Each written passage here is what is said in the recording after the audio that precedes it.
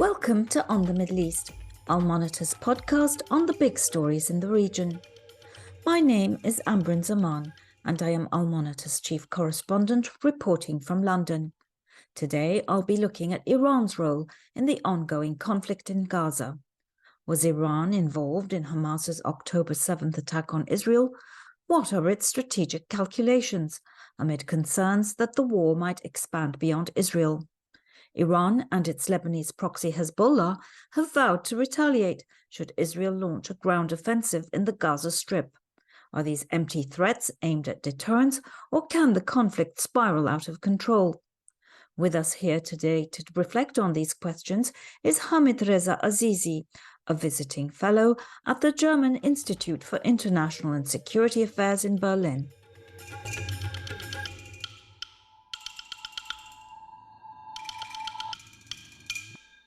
Thanks for joining us today, Hamidreza. I know you have an incredibly busy schedule and that you're highly in demand.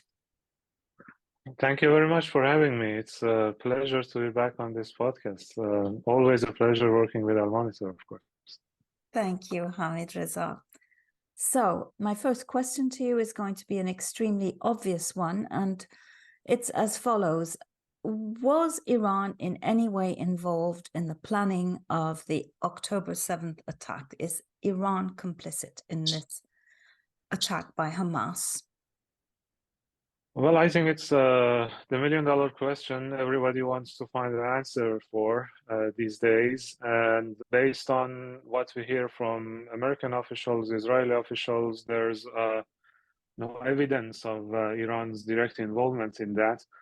And I do agree that, based on my knowledge of strategic thinking, the way that strategic thinking, especially in the case of Israel-Palestine, works in Iran, it wouldn't make sense for Iran to get involved in this. First of all, of course, this idea of kind of multi-front war with Israel or an eventual war with Israel has been there for quite some time. In Iran, and it's no secret actually. Even the media affiliated to IRGC were in the past couple of years publishing extensive reports, comprehensive reports about how that might unfold, what would be different fronts involved in that, all these kinds of things. But then, assuming that the Hamas attack was part of that multi-front war strategy for Iran, it doesn't make sense in that context. Why I'm saying this? Because, that strategy, I would say the latest elements of that strategy, which was emphasized by the person of Supreme Leader Khamenei also, was the arming of the West Bank and first unifying the so-called Palestinian fronts, and more broadly, the unification of the arenas or the unification of the fronts in the so-called axis of resistance, as they call it. But based on the facts on the ground, the West Bank front was not ready yet. So that cannot be, again, in terms of the strategic planning, the way I know from the Islamic Republic, that couldn't be the beginning of that multi-front war. This is first thing. Second, if it was part of the plan, then it would make more sense for other fronts to get activated immediately after the Hamas attack on October 7, when Israel was still somehow at shock, and while the kind of Israeli military security apparatus was still in kind of crisis management mode. So if they wanted to kind of, deal a heavier blow to Israel, then Hezbollah would have, be involved, and then other members of the front. But what we saw on the Iran side, at least, and then later Hezbollah, they also seem to be a little bit confused on what exactly was happening. Of course, as a established policy for the Islamic Republic, they started kind of showing their full support for expressing basically full support for Hamas. But then they didn't speak, and they haven't spoken so far about any intention to get involved in that. And it was all before the US messaging that, there would be consequences for Iran, all these sorts of things. Long story short, I think, of course, if we kind of interpret or if we say that supporting Hamas, arming Hamas means Iran's involvement, of course, that's the case because Iran has been the main supporter, military, especially in the military field for Hamas over the years. And this is not new.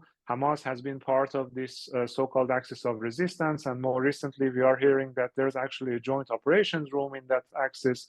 So there has been, of course, there must have been some level of coordination between the sides, but I really don't think that, it was part of a broader strategy devised by Iran in order to inflict a kind of irreparable damage to Israel. So I just want to throw in a question that has always perplexed me. When we think of Iran and its proxies, they're almost always Shia militias, correct? And so, especially knowing the sort of Islamic Muslim Brotherhood ideology as it pertains to Shia Islam, it's kind of confusing for me that there would be any kind of alliance between Iran and Hamas, which is, at its core, a Muslim Brotherhood rooted movement. So how does that actually work? Yeah, that's actually a very interesting question. And it has actually both ideological and strategic aspects. Starting from the latter, I do believe that, this whole notion of axis of resistance, however ideological that it may sound, its main function is actually strategic for Iran. I mean, there was a time right after the Islamic Revolution that Iran started speaking about exporting the revolution, all these kind of enthusiastic ideas about having Islamic revolutions in other countries in the region, etc., etc. But then, especially with the war in Iraq, which was, of course, partly also, I mean, at least if not in the case of Iraq itself, but in the case, in the sense that Arab countries fully supported Iraq, it was also out of the fear that Iran was actually trying to, export its revolution, right? So in that sense, the limits of the kind of exporting the revolution, that ideological aspect became clear to Iran. And they shifted toward a more kind of strategic reassessment of their ideological assets or what they had already accumulated in terms of the ties with fellow Islamist groups, in the sense that they could use them to strengthen their deterrence and basically as a strategic asset. That's how the whole axis of resistance started to take shape. So it's based on the idea referred to in the strategic literature of Iran as forward defense. So these are the groups devised to work on Iran's behalf in order for Iran not to, be forced to, face the threats inside its territory. So it doesn't have to do with really with ideology. There are groups with stronger ties like Hezbollah, and there are groups like with lesser ties like Hamas. So as long as they share Iran's threat perception vis-a-vis Israel and the United States, they can be allies of Iran, even in the case of the Houthis. So that's the strategic aspect.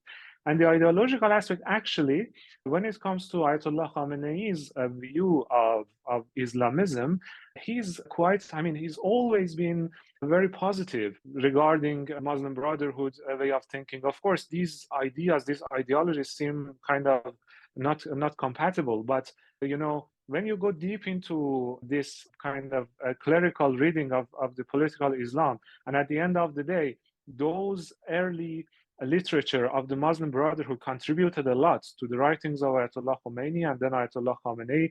So they don't see those kind of people, Muslim Brotherhood, as far as That's very Khamenei odd is to me, concerned. because the contact I've had with people of that ilk, inevitably, Shia Muslims are somehow seen as heretics, as not real Muslims in the conversations I've had. I even remember very vividly having a conversation with one such person in Turkey, where he claimed that one day all the Alevis in Turkey would convert to Sunni Islam and that there would be no Alevis left in the country. But okay, so getting back to my original question, you seem to be suggesting that Iran has no interest, in fact, in seeing a wider conflagration, one that pulls it in. And in fact, this whole forward front strategy, is that what you said?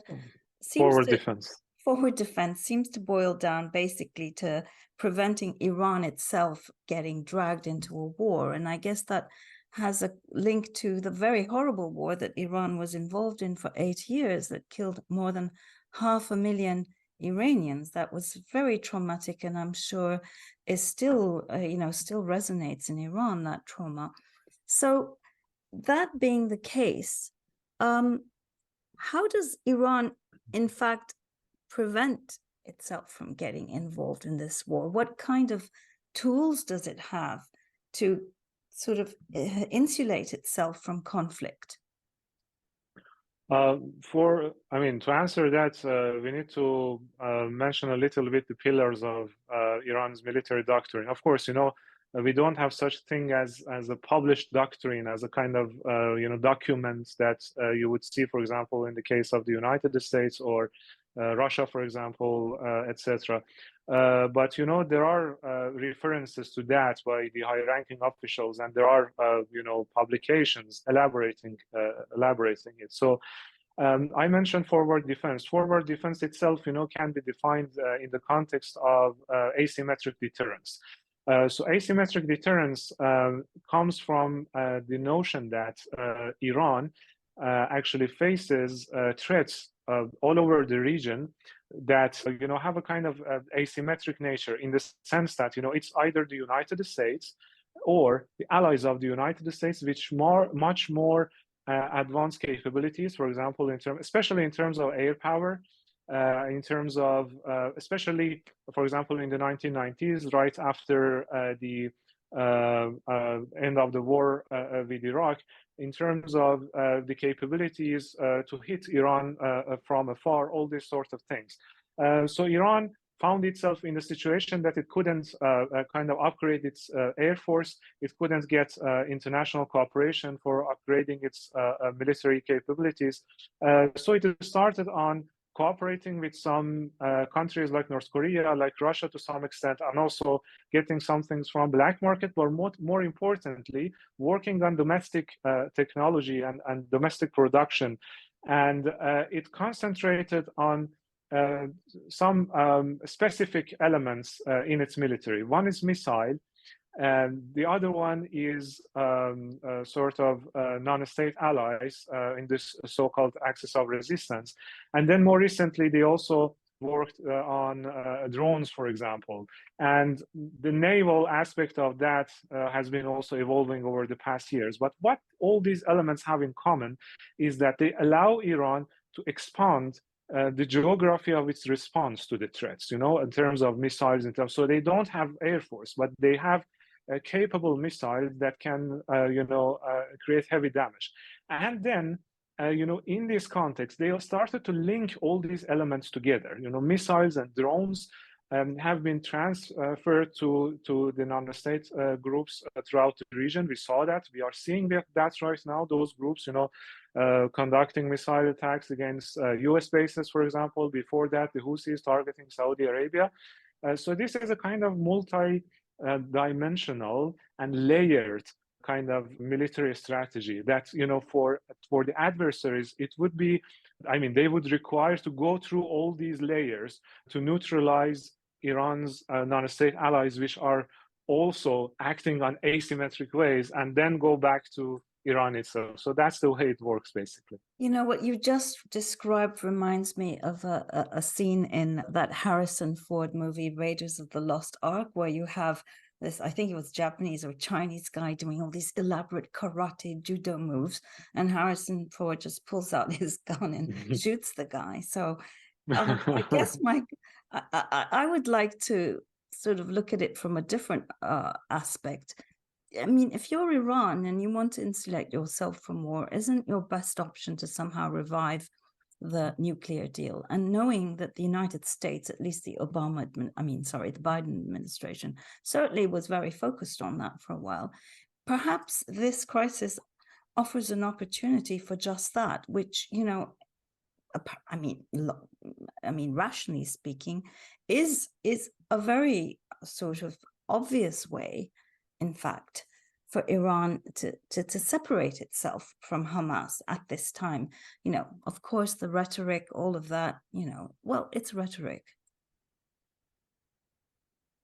Well, yeah, of course. I mean, that's exactly the reason why they are denying any involvement in the Hamas attack, because they don't, they see the threat. And this whole military strategy is also based on a constant assessment of the threats, and they see that how the kind of US role is changing, how US is kind of redeploying forces to the region in order to support Israel, and they know that a greater involvement in this whole war would be detrimental to them, and that's why. I mean, that's actually a very good example proving that the core notion in Iran's military strategy is deterrence. They do offensive, but they even describe it as offensive defense sometimes instead of forward defense. Effective at the end of the day, if with all of those assets that the United States has moved into the region, how effective that deterrence is at the end of the day, particularly if at some point the United States decides to, help Israel take out Iran's nuclear capabilities, because obviously you need the United States for that to happen, for it to be effective. Which is why that's a very good question. Why isn't there a real incentive there for Iran to sort of be much more conciliatory and, send a positive message to the US that, hey, we're going to be more flexible, let's do this? Sorry, there's like the way they think. I mean, maybe that's not how the Ayatollahs think. I don't know. No, I missed part of your question because of this internal situation in Germany. That's not always helpful. Yeah. Now I got what you mean. But so yeah, I mean, of course, it's a very good question how effective it is. I mean, look, the regional aspect of Iran's military strategy is one thing, while at the same time they have worked on this kind of passive defense, inside the country. For example, when it comes to the nuclear capabilities, exactly as a result of the American and Israeli threats, and the potential, which at some points have been quite high, sometimes a little bit lower. They have, for example, in terms of the locations, and Iran is a big country. It's like dispersed throughout the country, these locations, so that, and also the same is the case with regard to the missile sites and missile silos. They are mostly positioned underground and also, in different parts of the country. And what I want to say is that as far as the domestic aspect of military strategy is concerned, they want to make sure that they will sort of preserve or maintain the capability of second strike. I mean, in this case, of course, we are not. I'm using the nuclear literature, but they don't have it. So, in terms of the missile capabilities, and also, the missiles and drones in the hands of proxies and non-state allies, that also works in the same way. Iran knows that it cannot damage the interests of the United States directly. But the asymmetric element of that means that the US bases are within the range of Iran's missiles in a war situation. Israel itself is within the range of Iranian and Iran-backed groups' missiles and drones. So that's the way they have devised this strategy. So of course, the United States can strike Iran, mostly in terms of airstrike. Iran, there's this assumption, and I think it's true to a great extent, that the Iranian geography, the vast geography, would not allow for a ground invasion. Israel definitely cannot do that. For the United States, it would be much more of a quagmire than the case of Iraq. So everything at the end of the day would be about missile, air force, air defense, and also proxies. And that's how Iran sees that, and that's what it has invested on. So again, it doesn't mean that in the case of war, Iran is not going to be damaged. The damage is going to be high. And that's why they are backing off, back to the other question. That's why they are saying, no, it's not us, because they know that, they see that the US is serious, Khamenei doesn't want and he's quite old. He doesn't want to die and a country, a destructed country, be inherited to the next person. This is at least my understanding of him and the Islamic Republic. Yeah. Yet a lot of the analysis, including your own, by the way, has sort of lends much more agency to Iran in the aftermath of October 7th, with many arguing, the fact that the United States seems to have alienated so much of the global South, that it seems to be pushing Russia and Iran and China all far closer together, Turkey sort of on the fence, but increasingly leaning towards the axis of reform, as you described it in one of your papers. Is that actually a realistic assessment, given what you've just told us? I mean, if you were to do a balance sheet, where does Iran come out after October 7th? Is it in a better place or a trickier place? Well, I think it is absolutely in a trickier place, and the longer term implications are going to be quite challenging for Iran. I mean, but this is not the way that the Islamic Republic officials see it. For if you refer to his speech, he sees that as a kind of irreparable defeat, an absolute defeat for Israel, and also for the sort of also a blow to the Arab-Israeli peace, all these kind of things. And that's the perception, I would say misperception, balance in Iran that, guides a lot of its, and has guided a lot of its regional activities. But, just take the case of Arab-Israeli normalization, for example. Right now, Iran tries to build on this kind of atmosphere in support of Palestine, especially around the Muslim countries. I mean, Amir Abdullahian is going around. He's going to go to Riyadh, for example, for this Islamic countries meeting, etc., etc. But at the end of the day, when I, as an analyst, look at what's happened, and if I were a Saudi decision maker, I would see the balance of power basically changing. And also, if Israel is vulnerable to this extent to just one Iranian proxy, then what would be the situation of us? So it would naturally, I'm just 2 + 2 is 4. That's what I'm saying. It's the rationale of a balance of power. So they would, once this kind of atmosphere, once this kind of war situation subsides, then they would most probably go for even a tighter cooperation with Israel. So that's how I see it. Also, in terms of they have been, the Iranian leaders, they have been promoting this idea of U.S. decline, of U.S. Kind of withdrawing from the region, etc., etc. Now, U.S. is coming back to the region full force, and the messages are serious, and they are taking the messages serious. So what was the aim? To bring back the United States to the region, to create more challenges to yourself? If that was the aim, so yeah, it was good. So again, what I described as Iranian perceptions is not necessarily what I would expect to unfold on the ground, basically. So speaking of the ground, obviously you see a spike in attacks against US forces by these proxies in Iraq and in Syria. And that sort of contradicts what we've just been talking about, the fact that Iran really doesn't want to, trigger the United States. Why is that happening? What's going on?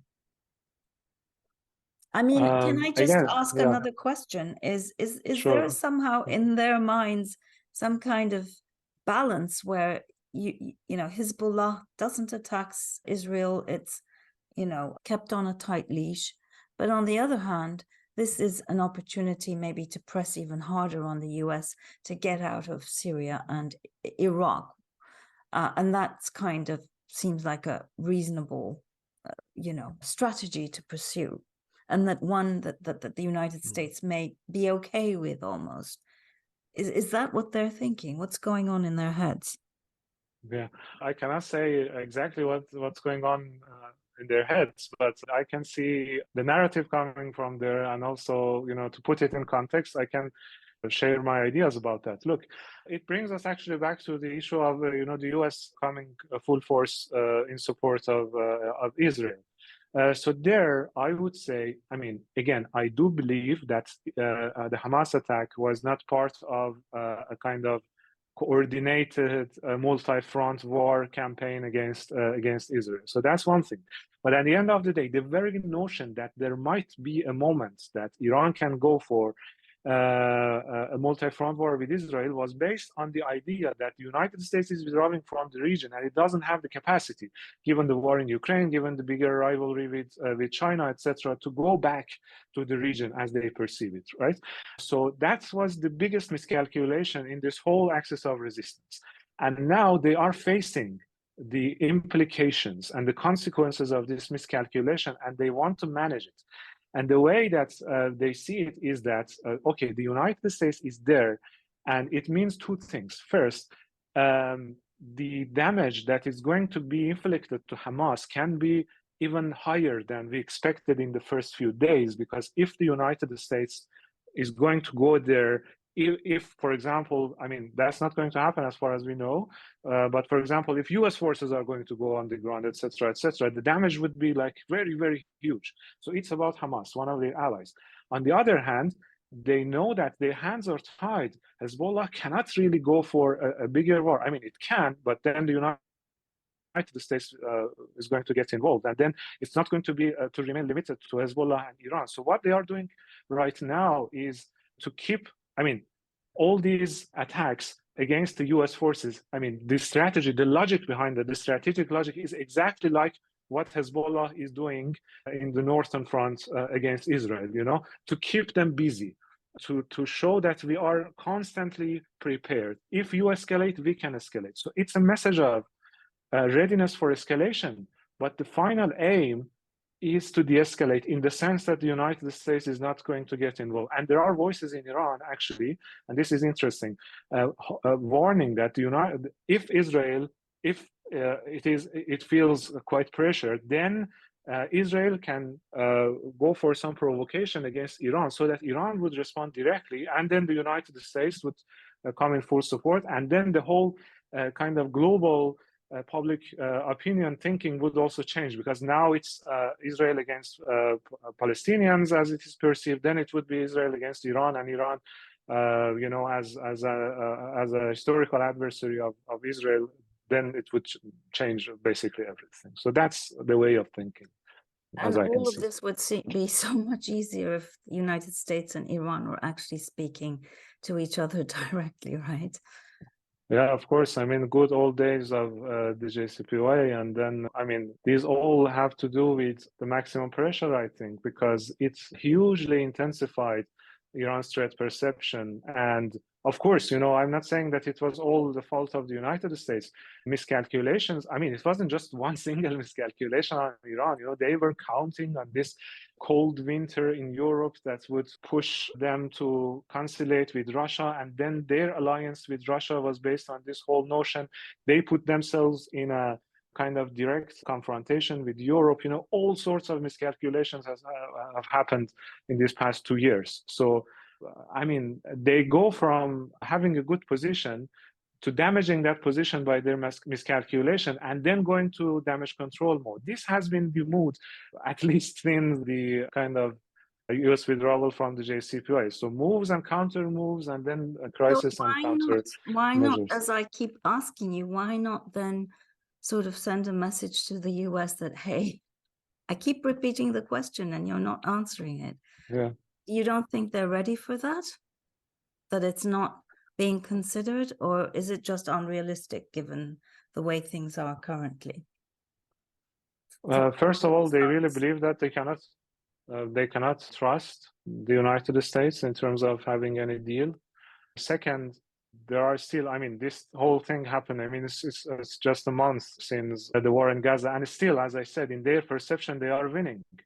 So if they are winning, and also in the case of Ukraine, the West is losing, and the US is in decline. So what would, I mean, would that make any sense to enter into a new agreement, to tie its hand, etc.? You know, they have been thinking about alternatives. For example, this good neighborhood policy, you know, deals with Saudi Arabia, I don't know, closer alliance with Russia, going into all these forums like SCO, like BRICS. They see this as an alternative. This is the main problem. They don't see the need, talking in terms of de-escalation, that's already happening, It was exactly yesterday. I mean, the Iranian foreign minister said that there has been messaging back and forth about de-escalation with regard to war in Gaza. I mean, the way he depicted it was if the United States is begging to Iran, which is obviously not the case.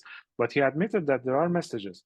And this recent understanding, I mean, a few months ago, that was supposed to allow Iran to, Iranian assets were unfrozen, and then Iran was supposed to also get access to some other, fast kind of, possibilities in terms of selling oil, etc. It was also based on the escalation. I was among those who didn't believe that it was going to be a prelude to a kind of bigger agreement between the sides. They have been in this damage control mode, as I said. They have been in this de-escalation mode.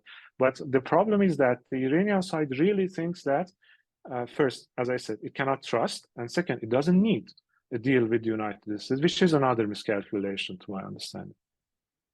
Well, lots of miscalculations there, Hamidreza. Thank you so much for this very fascinating conversation. And let's hope that reason prevails and this horrible bloodshed ends. It's just really, really terrible.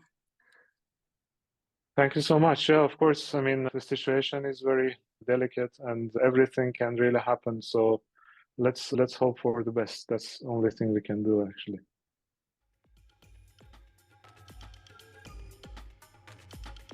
And this brings us to the end of another episode of On the Middle East. I hope you've enjoyed my conversation with Hamidreza, and for more in-depth stories on the conflict in Gaza, please go to our website www.al-monitor.com. Thanks for tuning in, and goodbye.